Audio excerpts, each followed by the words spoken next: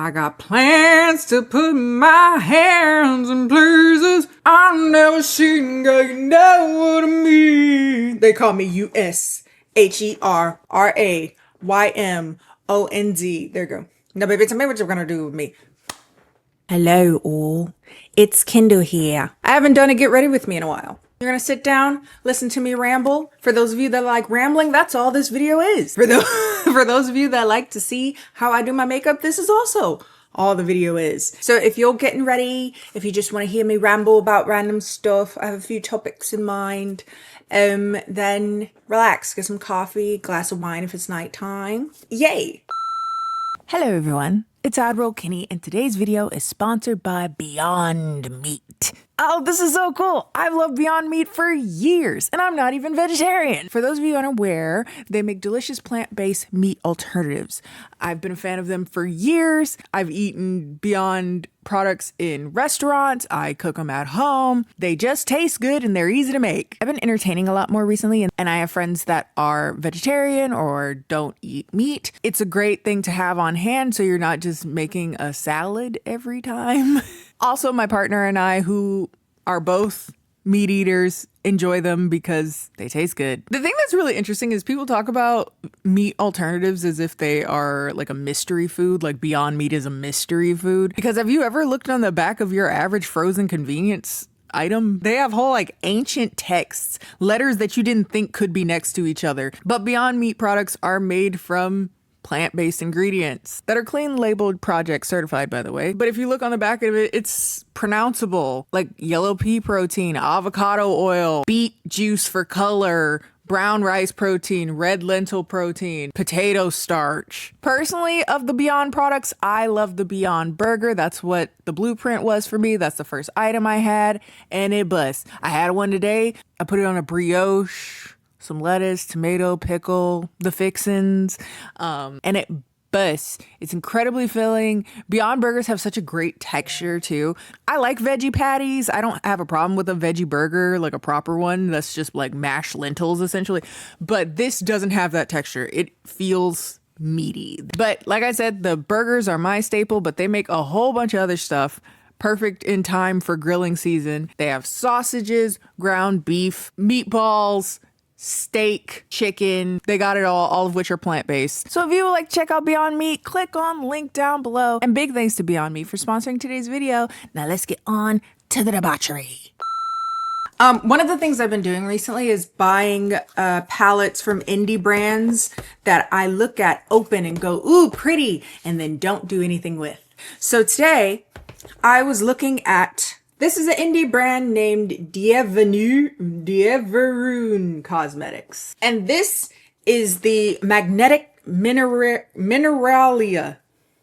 I know words, palette. This kind of acidic green and purple and dual chrome. And it's gorgeous. A lot of shifting colors. And one of the issues I'm running into is I don't know which colors to go with. All right. So I figured let's leave it up to a roll of the die. This, my friends, is a D20 for all my D&D nerds. You guys know I've been playing it for a little while now. And I figured what else to keep this spicy than taking out any free will. So I'm gonna roll it, and whatever number it lands on, that's the color I'm gonna go with for my eye makeup. Our first roll will be a 20. I love that. I nat 20'd, and I never nat 20 in game. This is 15 colors, so that leads 15. We're going to go to this color over here, which is like a shifting purple, pewter, silver with green sparkles amalgamation. And since it is so bright, I'm going to go in with my fingers first. I already have eyelash extensions on, which is probably a bad idea. Well, they're clusters, not extensions. So what have you guys been up to recently? Let me talk about Love Island. Well, actually, more honestly, let me talk about more definitively, while you'll never hear me talking about Love Island. I've talked about it here and there at the beginning of several videos recently. This is the first season, season 8, I think they're on, that I've been watching from the beginning. I've never been a Love Island girly, but last season I got so many recommendations for it that it got me a little bit curious, but by the time I went to go check everything out, the season was over. It was 37 episodes. I wasn't watching that shit. But one of the things that made me want to watch it back then was I saw a post of a local bar that was doing essentially a Monday night footballification of Love Island. People would come to the bar, they'd all get together to watch their team, and it was fascinating seeing people kind of gather together for this monocultural event that is more and more rare the more we get away from like centralized media. Nowadays, you don't have a whole lot of scenarios that bring a lot of people together to engage in the same media the way they used to. Everybody has their niches, their things that they're really interested in, but very few things kind of bring everybody together to opine. You know, there's nothing for the watering hole these days. And so when this new season started up, I was like, oh, I kind of want to be a part of something like that. I think that's fun. If I'm starting from the beginning of the show, then it's not overwhelming where it's like, oh, there's 30 episodes of just foolishness. Do I really want to watch that? And it's, you know, it's a semi in real time reality show. My boyfriend started watching it, and he's talked about it with his friends. My boyfriend has a podcast with one of our mutual friends, and they were talking about it a bit. And so he had started watching it for that. And I was like, you know, fuck it.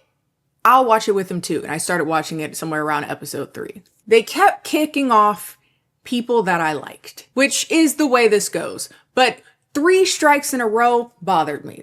Sean, his fine ass, and he was also kind of like the adult in the room for the little time that he was there. Beatrice, I think that's how you pronounce it. The girl that was an Olympian with an amputated leg. What's it called again? A Paralympian?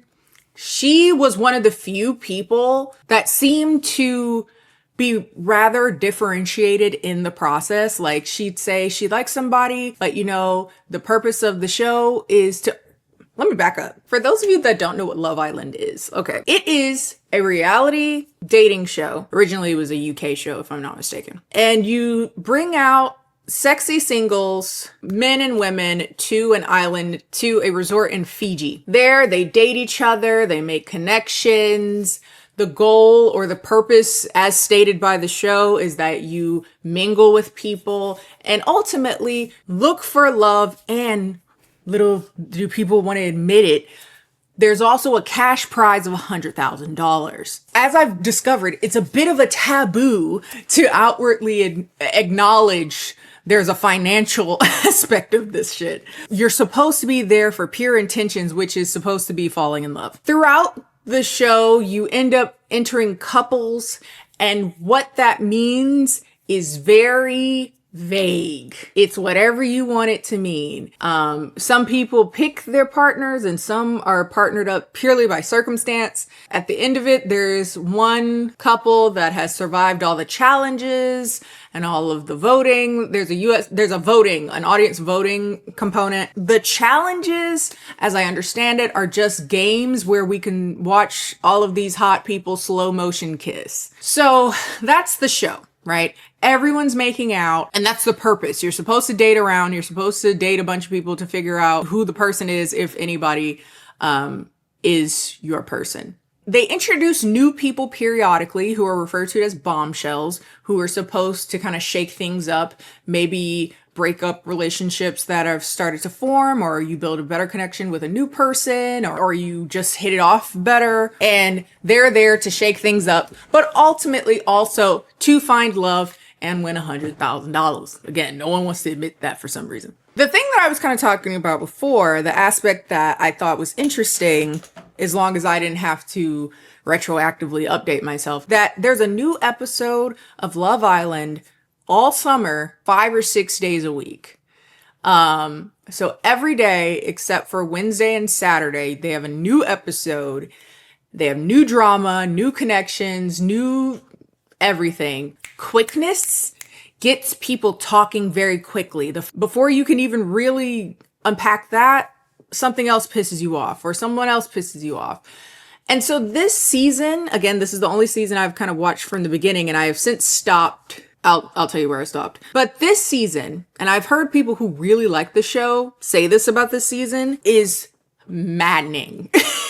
It is so maddening because everyone seems to have honed in on a person very, very quickly. So quickly that there's no real space to make any connections outside of the person they matched up with day 2 or 3. If they do keep dating around, they use the word explore a lot. If they don't explore, they're looked down upon. If they do explore, they're looked down upon. You're kind of stuck with this person that you may or may not have even chosen.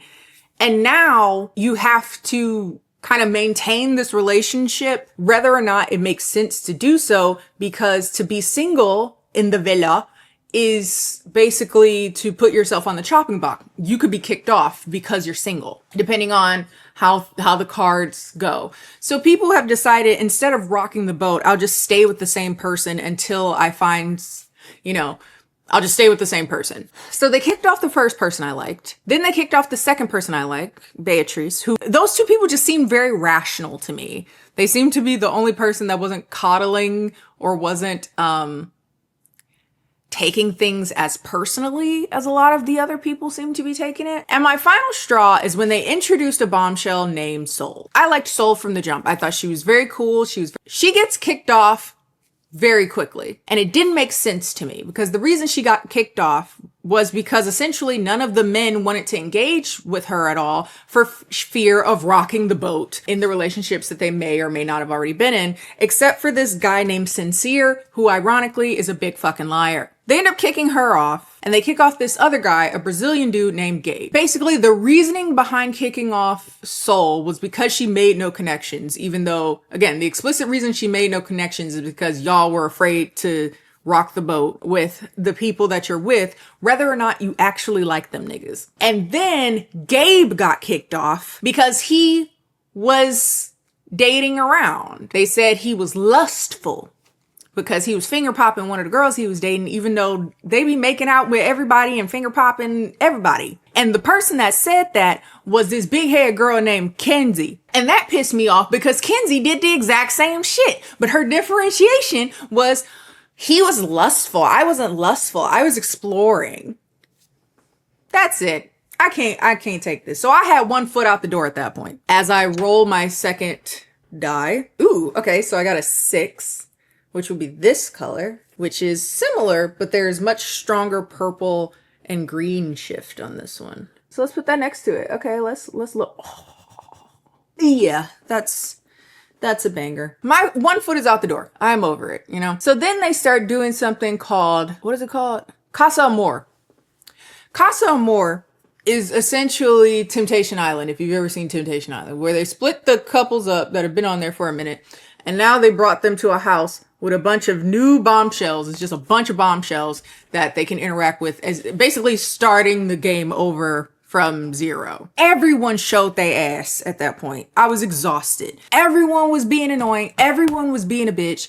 Everybody was scared to say if they like a person, really. Everyone was scared to say that they didn't actually like that person. 2 niggas that don't need to be together got back together. But the thing that really broke me, the thing that sent me over the edge, I feel like this show brings out the worst in everyone. It brings out the worst of the people in the show, worst out of the people that watch it. It's just enough titillation and agitation, but not enough information for people to project anything on top of it, more so than any other dating show. And I think part of that is because it's updated every day. It's like this constant flood of information. There's a new episode, there's a new deluge of people saying how this person is like this person's like that, this person's like this person's like that. And it's like, we don't know these niggas. It's reality television. That is the mark. That is the way the beast, does its thing.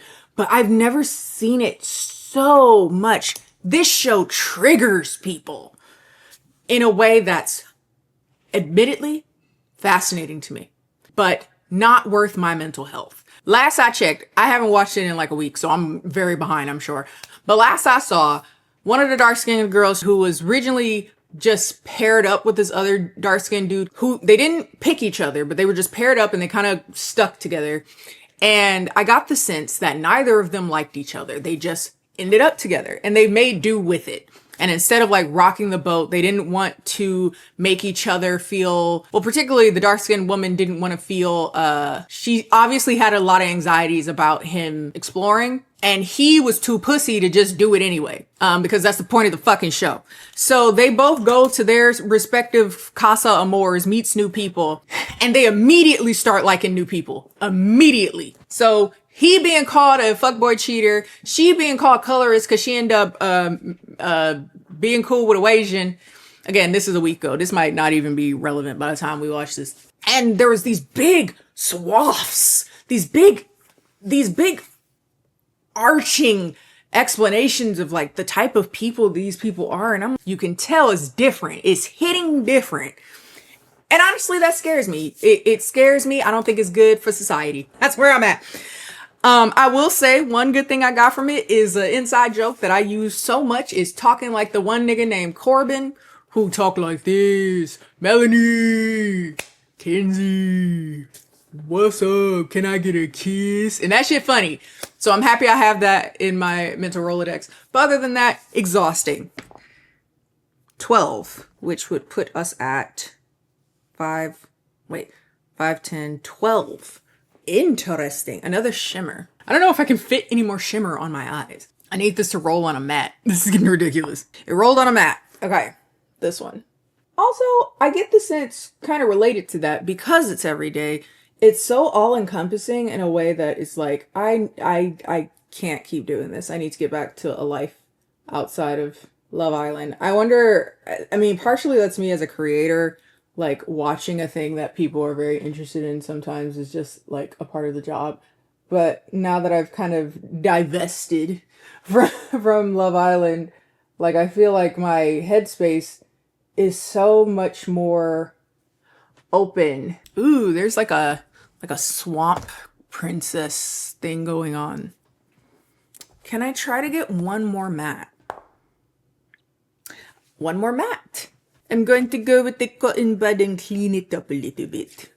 I was getting emotionally too invested. I was getting angry because I felt like I was being gaslit. The point of the villa is to explore, but then nobody explores. And when someone explores, y'all get mad. And when they don't explore or they haven't made a connection and just held off for dear life, y'all kick them off. I was getting exhausted. I can't do this shit. And then again, they kept kicking off everybody I like. So all that was left is just niggas that either I was completely apathetic to or pissed me off. So I was like, I just don't care.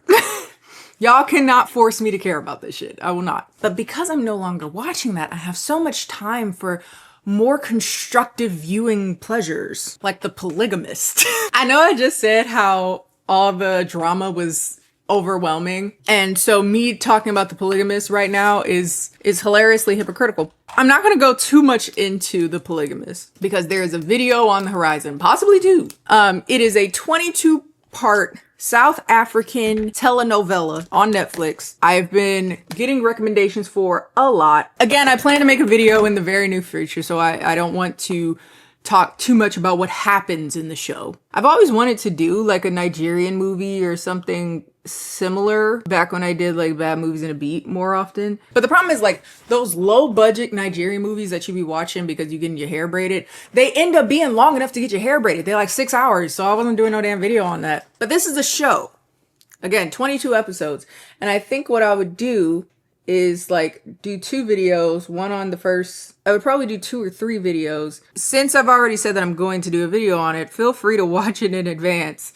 And if you've seen it already, don't spoil for the niggas in the comments. But the show, again, is a South African telenovela, so not Nigerian, but it has a vibe. It has a very African telenovela vibe to it.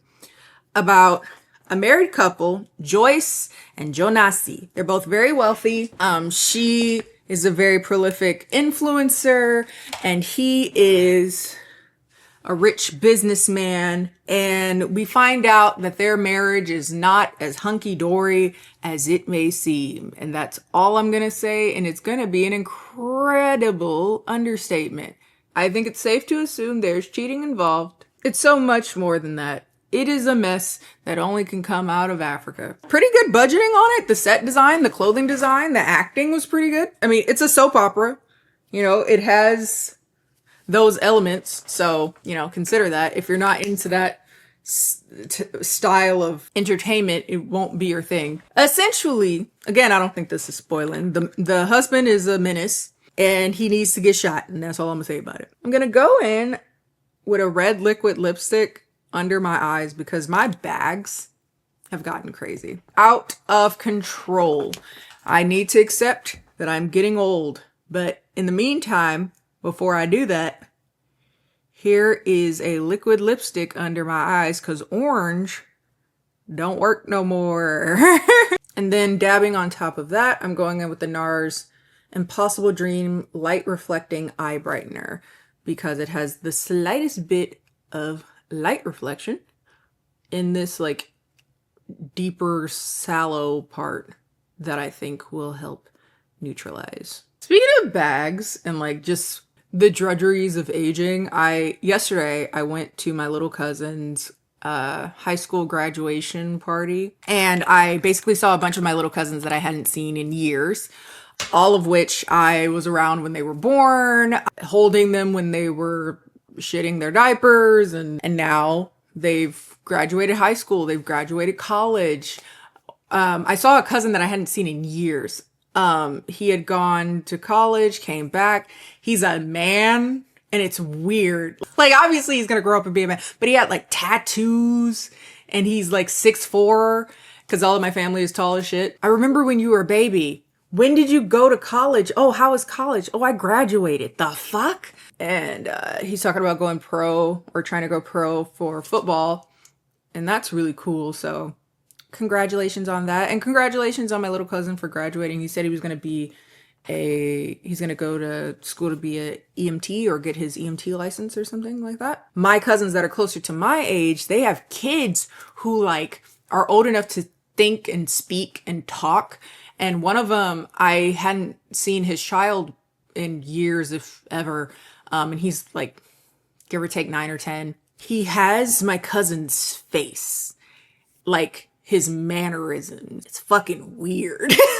Again, yes, I understand that this is how genetics or whatever works, but it's also the thing that frightens me a bit about having a child of my own at some point. I've always joked, but not really, that one of the most horrifying parts of having kids is seeing your face on another face, or seeing your partner's face on another face. It's weird. And so like I'm seeing faces that look alike. Some Makeup Forever HD Skin Full Cover. I think another thing that's kind of making it a little bit more shocking is because it's not like, though my cousins that are around my age have kids, like my closest friends don't have children. They're not even really, as far as I know, even talking about having kids, whether they're married or have partners and whatnot, which of course I'd be incredibly excited for, but that is like a whole different, like that's a new stage of life and whatnot. And so one of the things that I think I joke about a lot, but not really, is like I need my friends to start having practice babies. Not practice for them, practice for me. Borrow your baby and give it back to see, like, let me rent it and give it back to see if like everything's on the up and up. I think the closest I could probably do that with right now is my boyfriend's sister has a baby, but they're in a different state. So, but I've looked after her very, very briefly. Not even, her mom was still at the house and stuff, so it's not even really looking after her. But I seem to be a bit of a baby whisperer for the most part. My theory is because I have a round head and a round face, and it feels maybe a bit more welcoming and non-threatening. I also added a second color, 2in34. Danessa Myricks Yummy Skin Concealer. This is in the shade 12. It has like the slightest peachiness to it. To get any like discolored areas. I bought the Chongsemur Essential Skin Neuter Cushion in the shade 32 in walnut. Don't you love how K-beauty brands are making wider range of colors now? It just takes a lot of bitching, but eventually I guess it gets around to it. There's a video I made years ago that I have since deleted because people told me I was unreasonable and I should probably just put it back up. And it was a video basically saying like, hey, it's kind of fucked up that Korean brands don't make, because for those of you that don't know, back when I did more beauty related content before Bad Movies and a Beat, I would do kind of K-beauty stuff here and there. I was a K-beauty channel for the most part. I kind of shifted over to a K-beauty channel, viewing things and trying out things, and I would get reached out by a lot of K-beauty brands, and then they would give me shit that I couldn't use. And I made a whole video basically bitching about like, how are you trying to sell to people and you don't have our colors? Like you don't. And whenever I say, hey, I can't use this, it's not my color, I'm met with, well, that's a Korean brand. And it's like, okay, well, fuck me then. And I remember I made a video basically like, I don't think that counts simply because there's darker Asian people that you've been selling to for years that you still don't account for. Like, interesting. Like Southeast Asia, South Asia. And then there were stores in the US and, you know, whatever. That's neither here nor there. And so now the fact that there's so many cushions that are considering even tan skin, they wouldn't even go tan a lot of times. It is really nice. Hopefully this doesn't darken everything. We'll see. I'm going in with the One Size Ultra Peach Powder. Again, the theory being peach being a little bit warmer. My skin has a tendency to go to a bit gray. Then I'm going to put a little extra under here to catch any fallout, if there is any, as I do my under lash line, which are these two.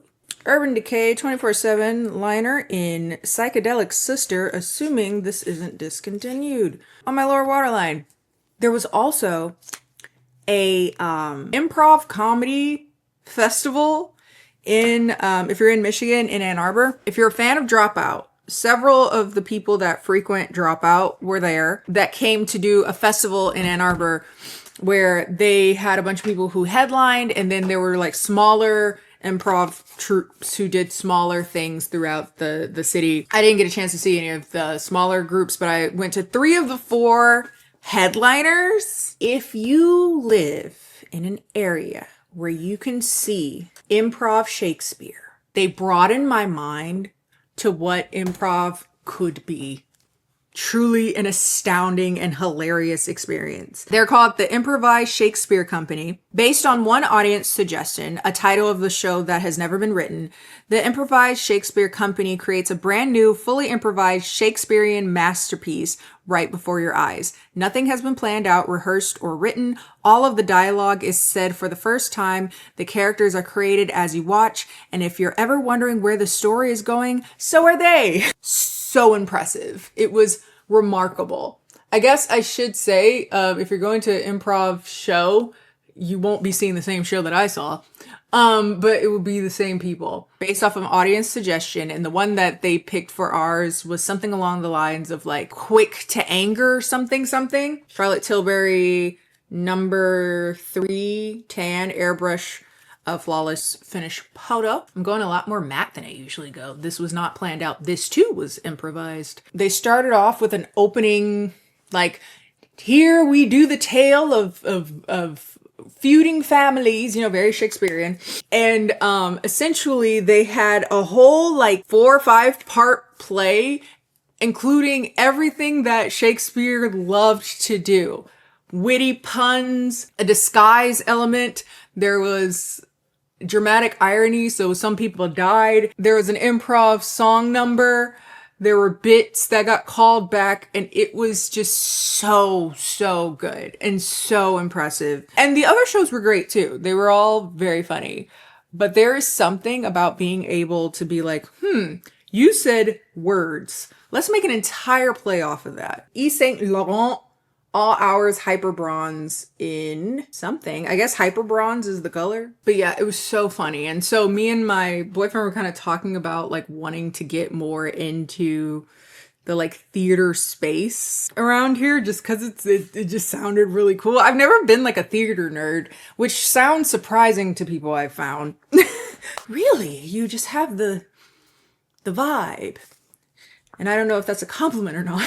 I don't feel like contouring, so I'm not going to do it. So instead, I'm going to go straight to a Ready Mauve blush from Kaleidos, whose color eludes me because it's not on here. Focusing more on the temple and then bringing it. Like, I've only done improv twice in my life.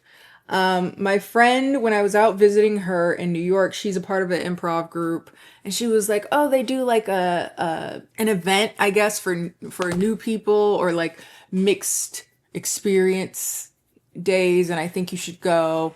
You should come with me, da da da. And I was so nervous because I was like, I don't really like to be on stage, I guess. Because the second time I went, they were doing a theme night that was like music improv. And that was not my thing at all. But as far as like regular improv, I've been told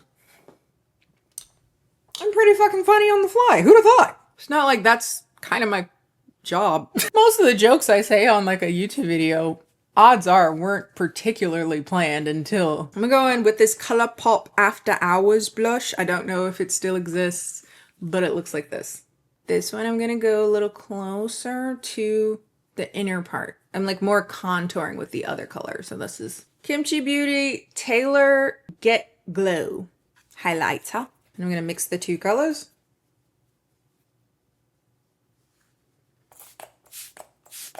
Finally, bought some like lip stain liners. This is the NYX ones. I tried the Saatchi ones and I like them, but they're peel off. I ain't got time for that shit. This is the NYX Lip Lingerie in Steamy Spice. I'm gonna go in also with shade Up to No Good, which is a hair darker. What should we do lip-wise? Romand Dewy Full Water Tint in the shade 12. Canyon. I was thinking of something lighter than this. What shade is this? Let's go in with the Judy Doll. This lip thing in the shade G02. Yeah. Just a hair lighter and shinier. And that, my friends, is the final look.